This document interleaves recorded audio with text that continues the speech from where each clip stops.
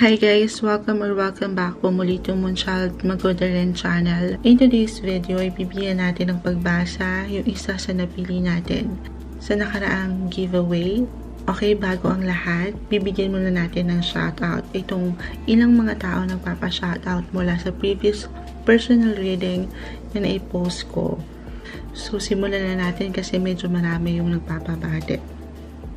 Okay, shout out to Marvin Gaming. Shout out to Julie Eluge. Ay, hindi. Parang binaligtad niya lang yung pangalan niya. Julie. Shout out to Rosalinda Murillo. Shout out po ulit kay Miss Doris Florendo.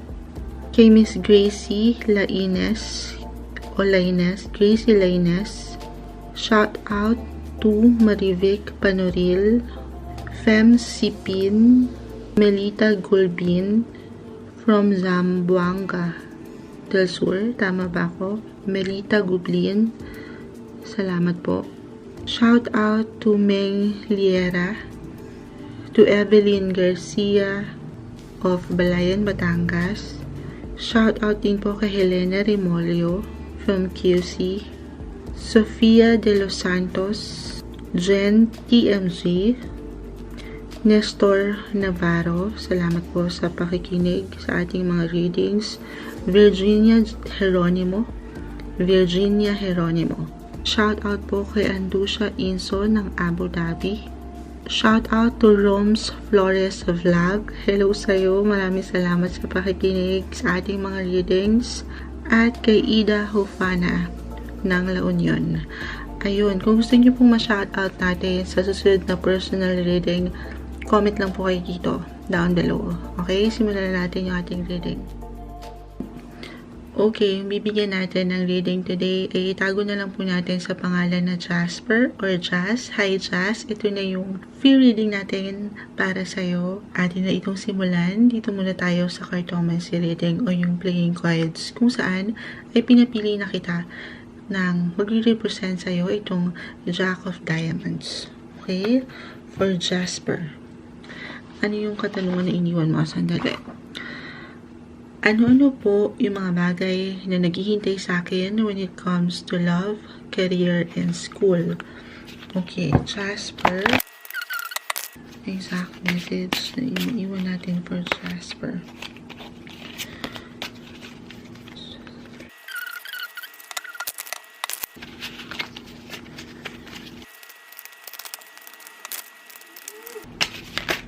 Okay. Yes, ito na.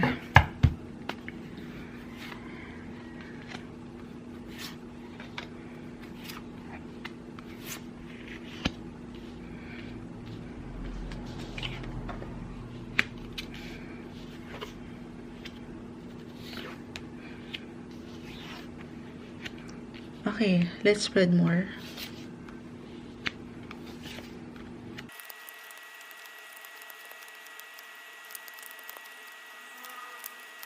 Okay, Jasper. Unahin ko muna yung pagdating sa love and relationship, family. Kung hindi mo pa man ito na-experience ngayon at hindi pa mag-resonate yung ilang mensahe na aking may iwan, kasi maaaring isang araw, meron kang magustuhan na isang tao. At dito meron akong ilang struggle na nakikita dahil maaaring itong taong ito hindi maging handa agad-agad para sa'yo. Pero wala kang hinihiling kundi yung sana magustuhan ka rin niya ng buo, ng walang pag-aalinlangan. So, maaari kasing ikaw yung unang magkagusto sa taong ito. Mas mauna mo siyang ma-appreciate somehow. Nandito naman yung possibility na magustuhan ka rin niya. Pero, again, hindi agad-agad. Dahil meron akong nakikitang third party situation na katabi mo lang sa pagitan ng taong ito. So, maaring, again, may mga ilang bagay na medyo komplikado at hindi agad-agad. Okay? Pero yung possibility, yung andun sa posisyon ng potential ay meron taong darating sa'yo in the future kung saan ay magiging secure ka na, merong stability, at may mutual attraction. Andito yung true love.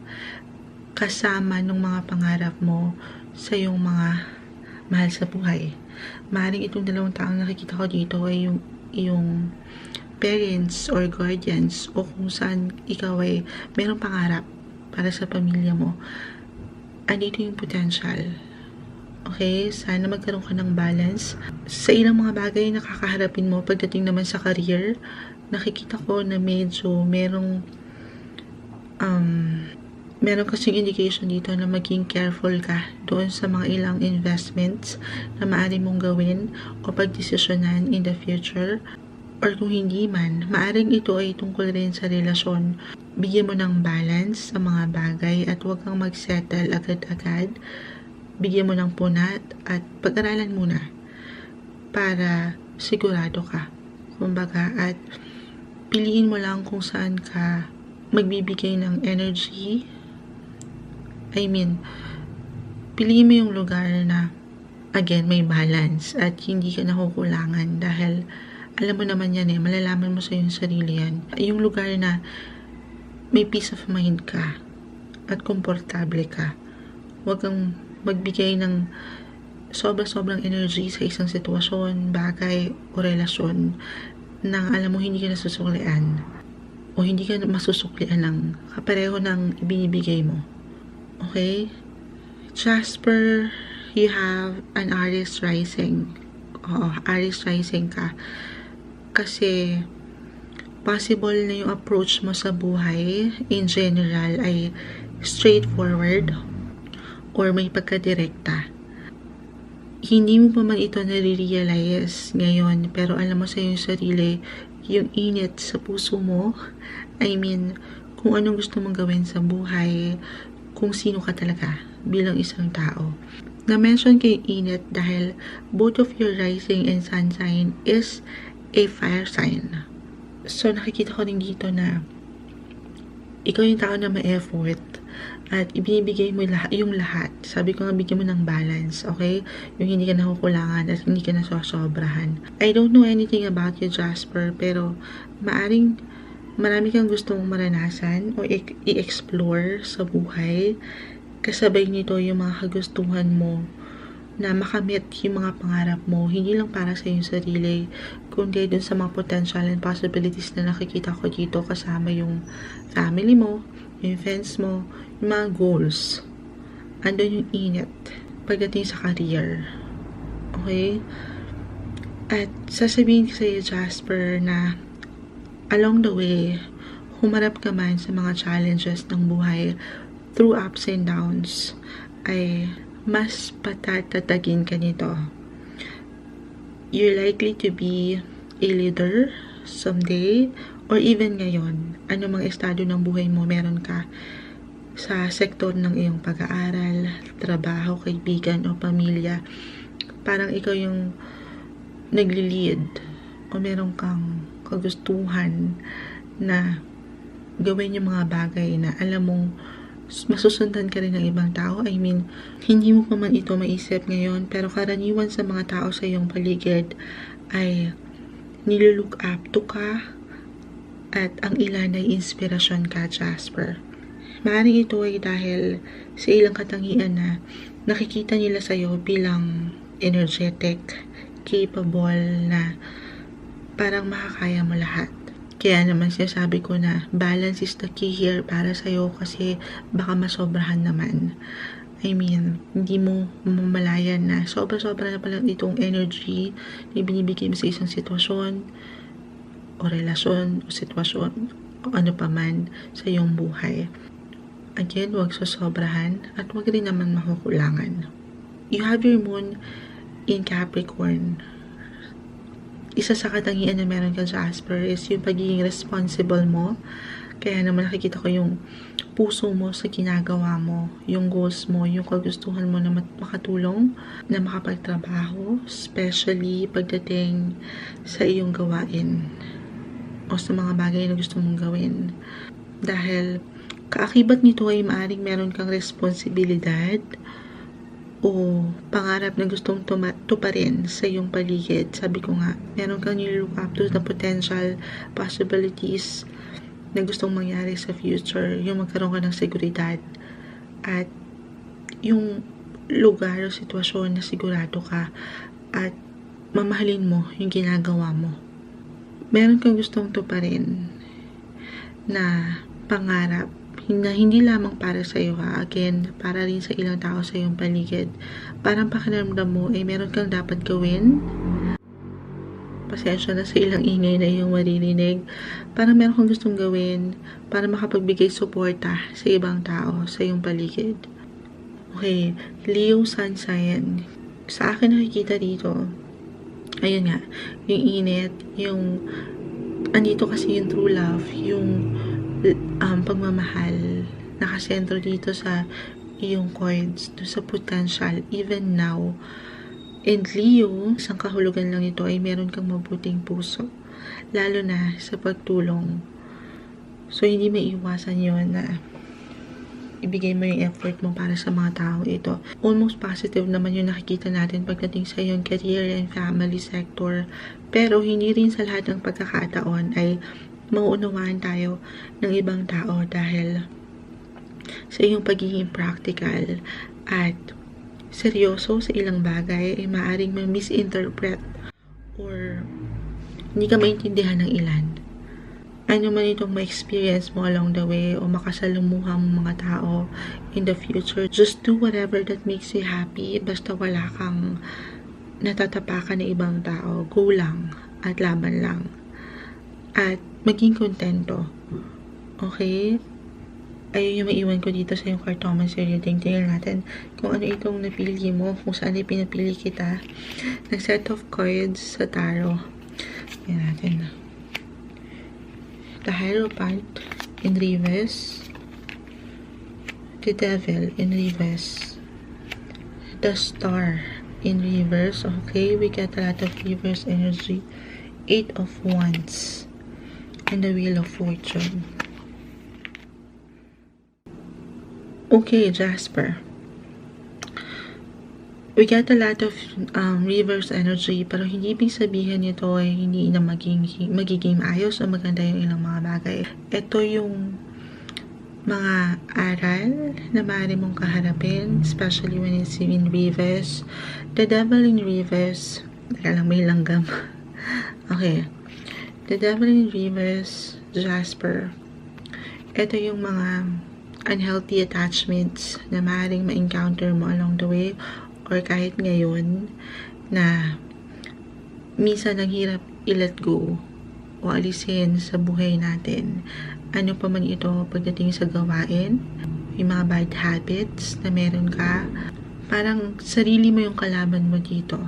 Maaring din naman ito yung sitwasyon sa iyong sarili na parang meron kang gustong ilabas o ipakita sa ibang tao pero hindi mo magawa dahil parang pinipigil ka ng sarili mo, merong takot, merong pag-aalinlangan. Isang iniiwan sa'yo na mensahe ng The Devil in Reverse, Jasper, ay yung i-release mo itong mga unhealthy habits, attachments, and negative thoughts sa iyong buhay.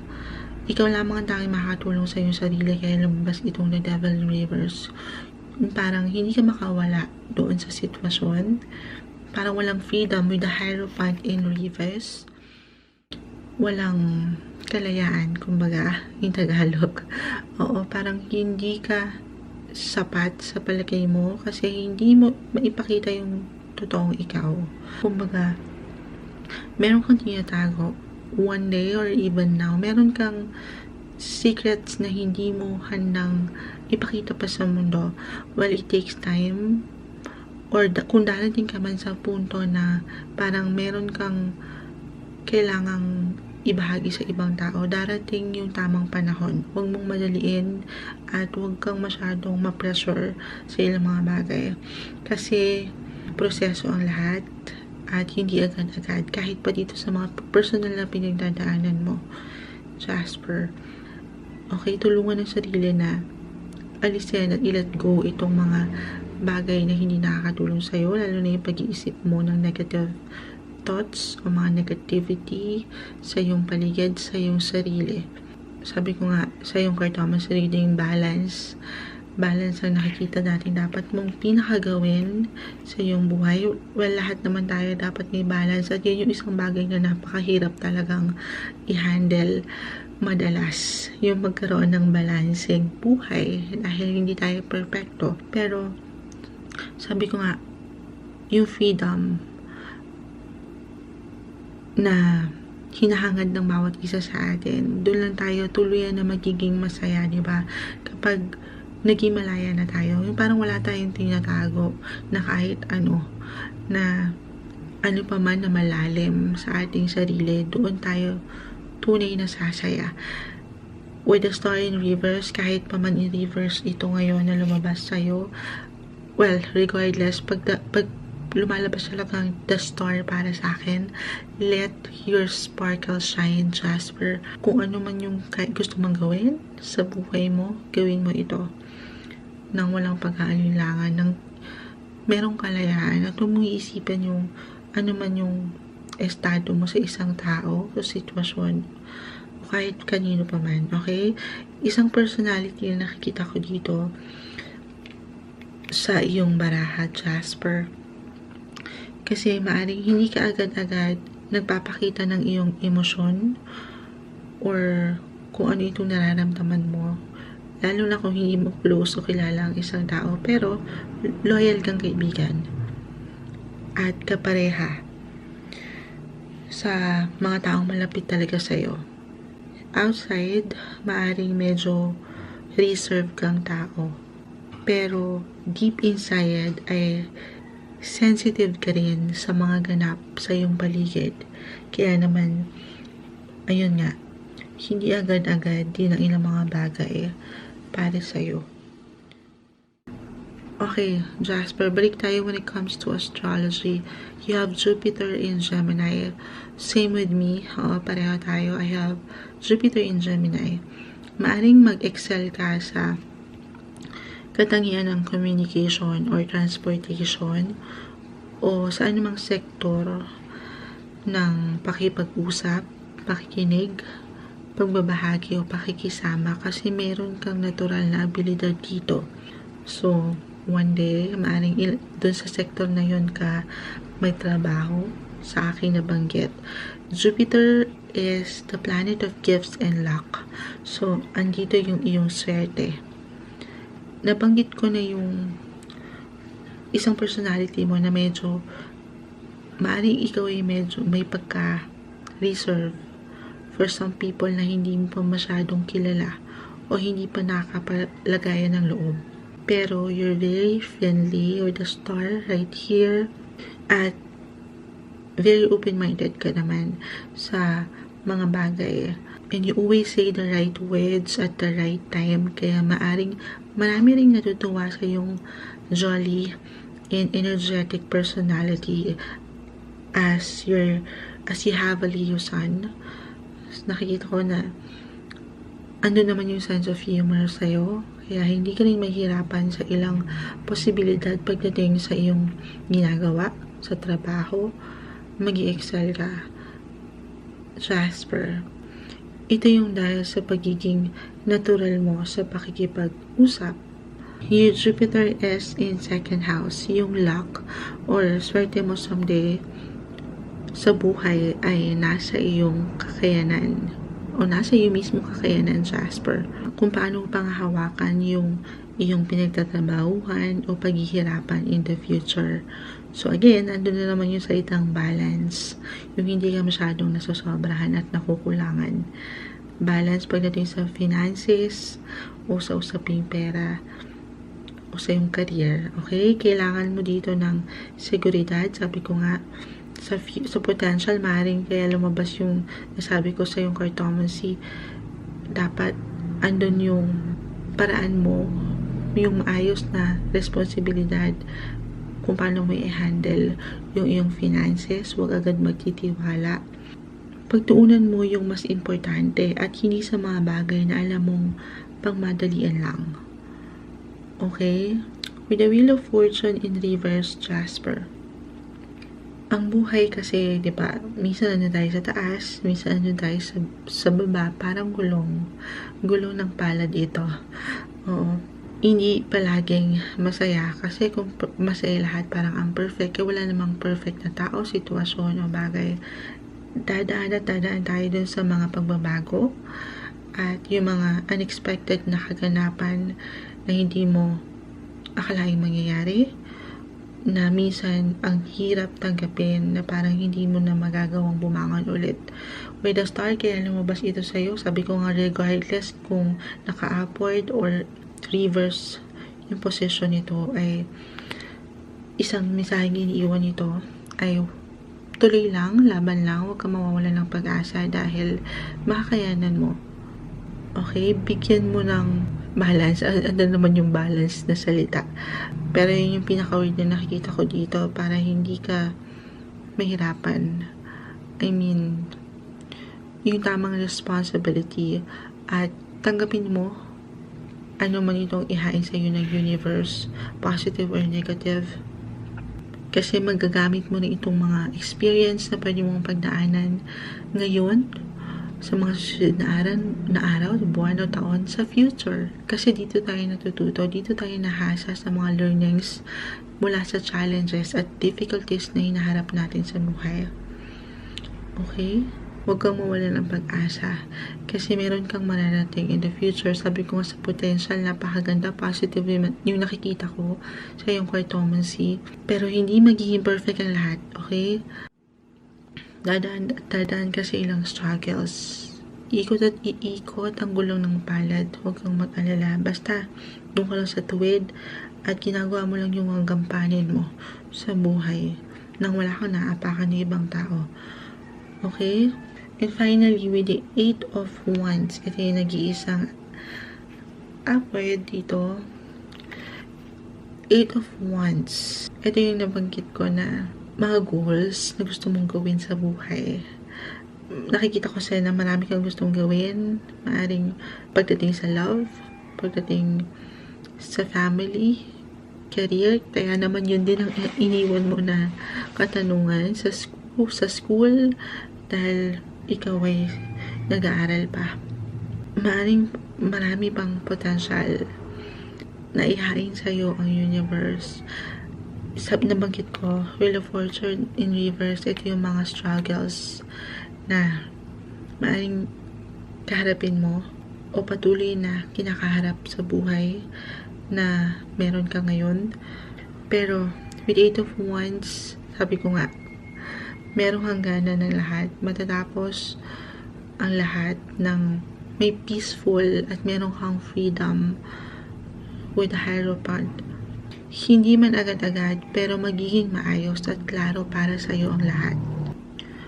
Kung nabanggit ko with the Devil, na parang ang hirap kumawala dito sa sitwasyon, parang wala kang kalayaan, parang hirap i-let go, or ang hirap magkaroon ng kaluwagan, ano man ito na iyong nararamdaman, Jasper, mag-move forward ka. Patuloy kang lalaban. Marahil kaya lumabas ito sa'yo, parang marinig mo na ano man itong pagdaanan mo, ay magpapatuloy ka. Yung mga plano, yung goals na gusto mong marating someday, na maaaring hindi matuloy or hindi mo pa natutupad ngayon, o hindi naging successful or hindi magiging successful in the future, ay hindi magiging hadlang para tumigil ka. Okay, isang mensahe na iniiwan ng 8 of Wands para sa'yo ay yung sumabay ka lang, go with the flow. At huwag mong pigilin yung mga bagay-bagay. Sabi ko nga, proseso ito. Kahit pa ito yung mga negativity na nararamdaman mo sa buhay, minsan wala tayong magagawa. Dadaan talaga tayo doon. It's a process, so you should trust the process. Pero syempre, dapat labanan mo itong mga negative vibes sa iyong paligid. Punuin mo ng positibong mindset ang iyong sarili o positive vibes yung iyong sarili. Huwag kang magpapatalo dito sa the devil, dito sa demonyo. Sabi ko nga, minsan kalaban lang din natin yung ating sarili. So, yung pag negative self-talk na hindi nakakatulong para sa'yo.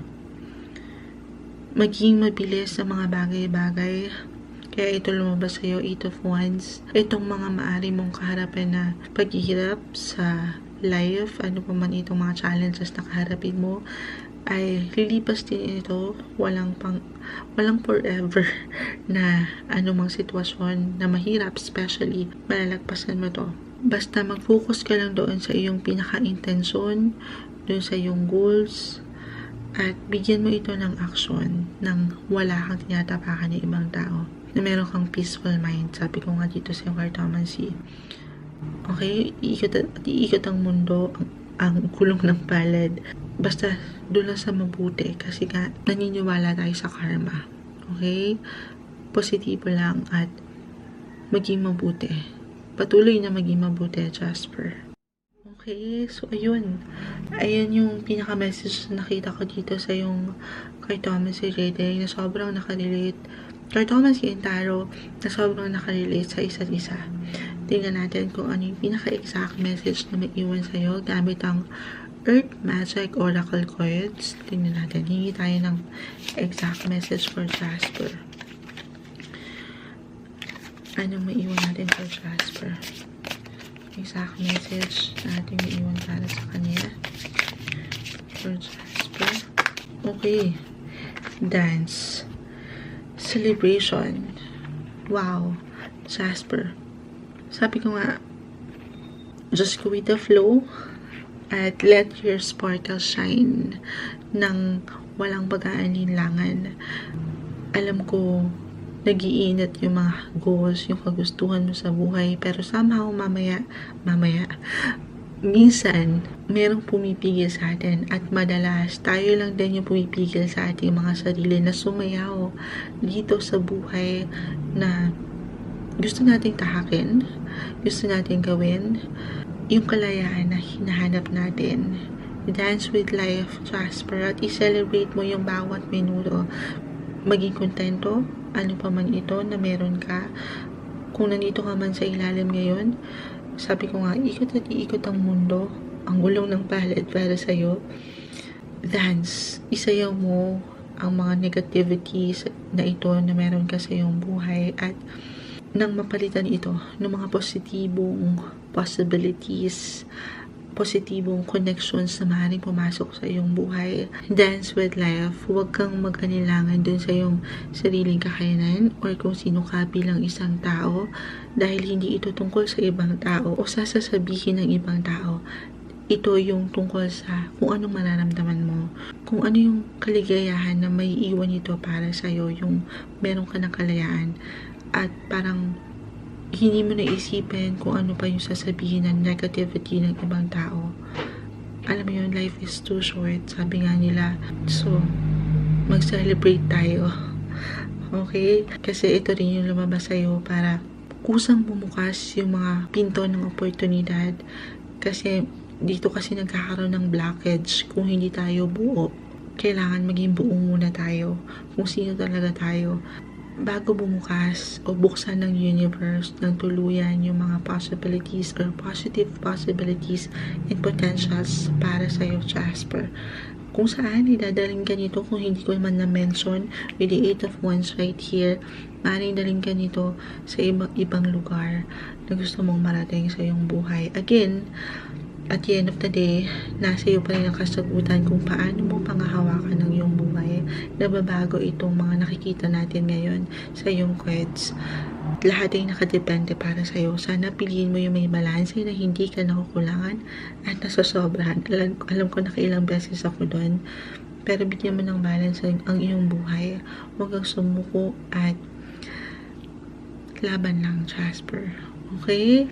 Ayun, so hindi ko na ito palalawakin pa para sa'yo. Ito yung pinaka-message na nakita natin gamit ang napili mong baraha. So, ayun. I guess, hanggang dito na lang. Maraming salamat sa pakikinig.